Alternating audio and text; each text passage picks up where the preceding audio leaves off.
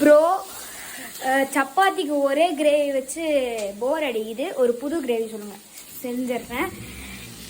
கொஞ்சம் செஞ்சுட்டேன், அதனால் கொஞ்சம் சொல்கிறத மட்டும் பார்த்துக்கிறேன். ஃபஸ்ட்டு கொஞ்சம் எண்ணெய் ஊற்றிக்கணும். அடுத்து அரை ஸ்பூன் கடுகு, அரை ஸ்பூன் சீரகம், அது கொஞ்சம் பொரிஞ்சு வந்தனையும் பிரிஞ்சி இலை ஒன்று, ஒரு பட்டை, அப்புறம் ஒரு லவங்கம் போட்டு, அப்புறம் அது கொஞ்சம் ஒரு 2-3 செகண்ட் நல்லா கலக்கிட்டு 1/4 கிலோ சின்ன வெங்காயம் போட்டு நல்லா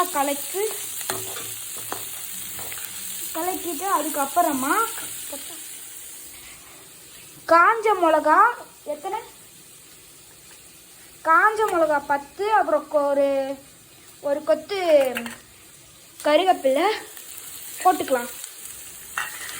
இதையும் கொஞ்சம் நல்லா மிக்ஸ் பண்ணிக்கலாம்.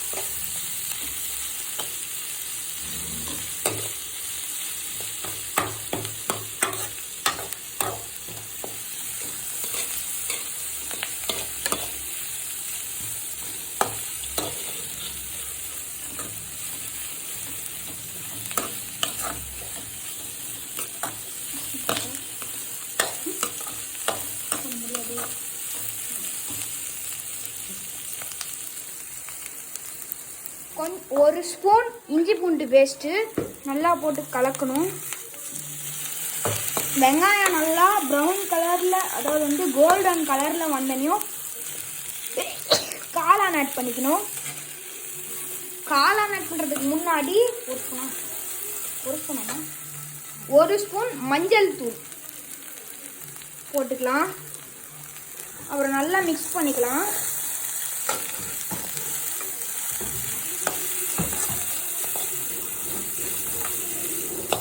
அப்புறம் கூட மல்லித்தூள் ஒரு ஸ்பூன், இதையும் போட்டு நல்லா மிக்ஸ் பண்ணிக்கலாம்.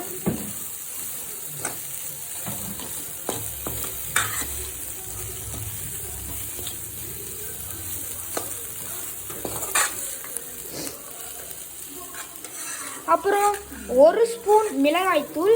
மிளகாய்த்தூள் உங்களோட சாய்ஸ் தான், எவ்வளோ வேணுமோ நீங்கள் போட்டுக்கலாம். காரம் அதிகமாக சாப்பிட்றதுனா காரம் அதிகமாக போட்டுக்கலாம், காரம் கம்மியாக சாப்பிட்றதுனா காரம் கம்மியாக போட்டுக்கலாம். இது நல்லா மிக்ஸ் பண்ணிட்டு, இப்போ பார்த்தீங்கன்னா தெரியும் வெங்காயம் நல்லா ஒரு கோல்டன் கலரில் கிடச்சிருக்கும். இப்போ இந்த கோல்டன் கலரில் நாங்கள் 2 பாக்கெட் மஷ்ரூம் வாங்கியிருக்கோம், அதை சேர்த்துக்கலாம்.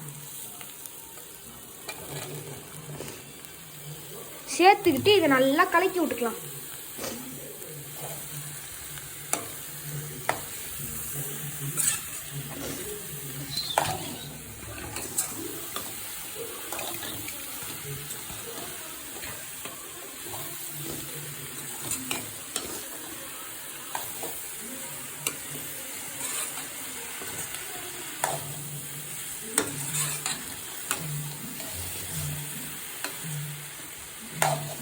மஷ்ரூம் கூட சேர்த்து நல்லா கலக்கிட்டு,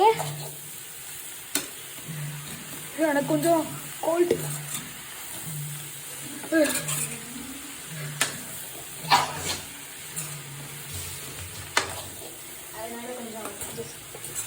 அடுத்து உப்பு போட்டுக்கலாம். உப்பு உங்களுக்கு தேவையான அளவு போட்டுக்கலாம். நாங்கள் அரை ஸ்பூன் போட்டிருக்கோம். அரை ஸ்பூன் தூள் உப்பு, அரை ஸ்பூனு கல் உப்பு சும்மா கொஞ்சோண்டு தூவி விட்டுக்கிட்டு அதை நல்லா கலந்துக்கலாம்.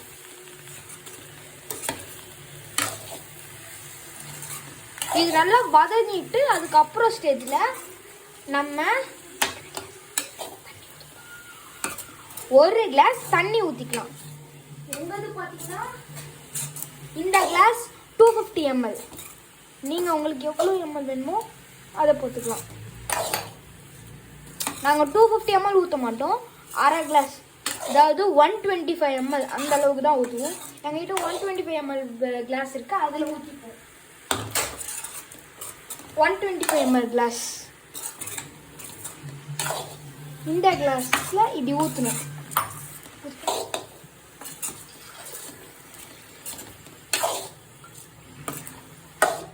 பார்த்தீங்கன்னா தெரியும். இப்போ பார்த்தீங்கன்னா நாங்கள் அதை மீடியம் ஃப்ளேமில் வச்சுருக்கோம்.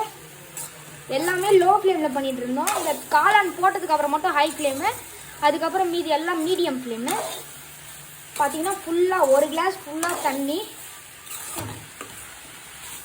ஊற்றிக்கலாம்.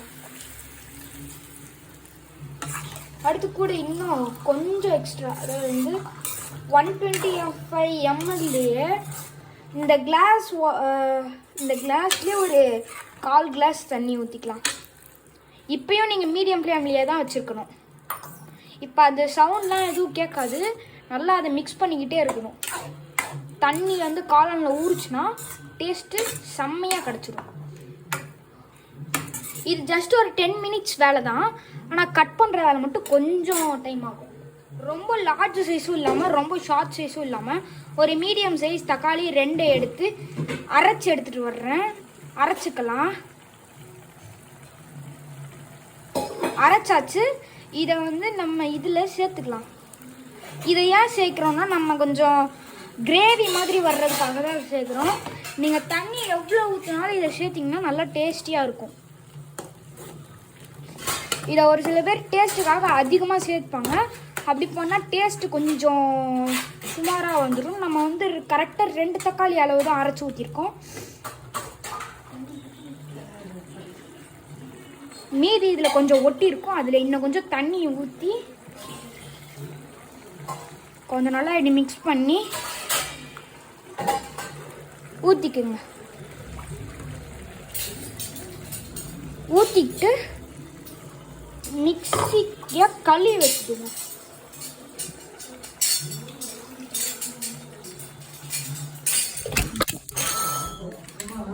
ஒன்றும் இல்லை.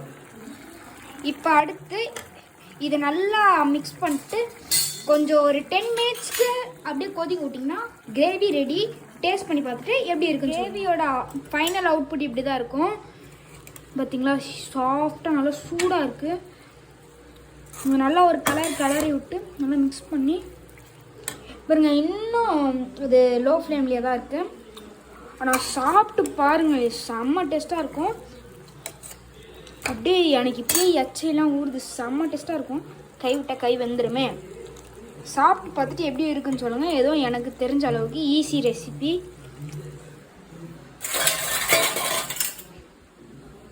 சின்ன தட்டில் எடுத்து டேஸ்ட் பண்ணி பார்த்து சொல்கிறேன். சப்பாத்திலாம் வெறும் கிரேவியே சூப்பராக இருக்கும். இந்த சாப்பிட்ஸ் தான் சூப்பராக இருக்கும்.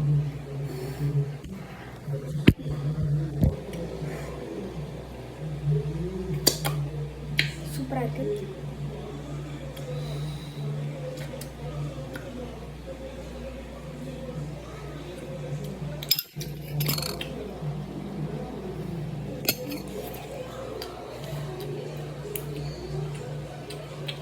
Must try. சாப்பிட்டு பாருங்கள்.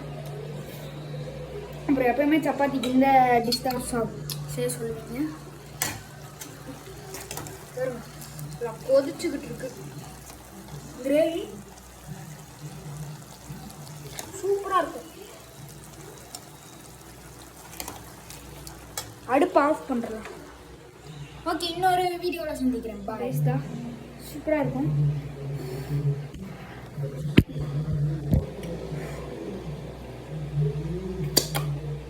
சூப்பராக இருக்குது.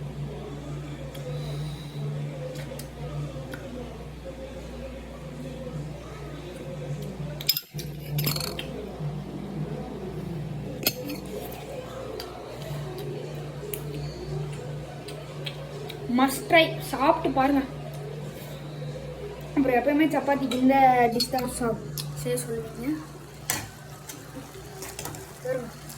கொதிச்சுக்கிட்டு இருக்கு கிரேவி. சூப்பராக இருக்கும். அடுப்பு ஆஃப் பண்ணுறலாம். ஓகே, இன்னொரு வீடியோவில் சந்திக்கிறேன். பாய். இது பார்த்தீங்கன்னா ரொம்ப ஸ்பெஷல். நீங்கள் நினச்சா சப்பாத்திக்கு வச்சு சாப்பிடலாம், அப்புறம் சாப்பாடுக்கு வச்சு சாப்பிடலாம், தோசை, இட்லி, பூரி, எதுக்கு வேணாலும் சாப்பிடலாம். சூப்பராக இருக்கும். அப்படி நல்லா இல்லைன்னா நான் கேரண்டி. ஓகேவா? பாய். சப்ஸ்கிரைப் பண்ணுங்க.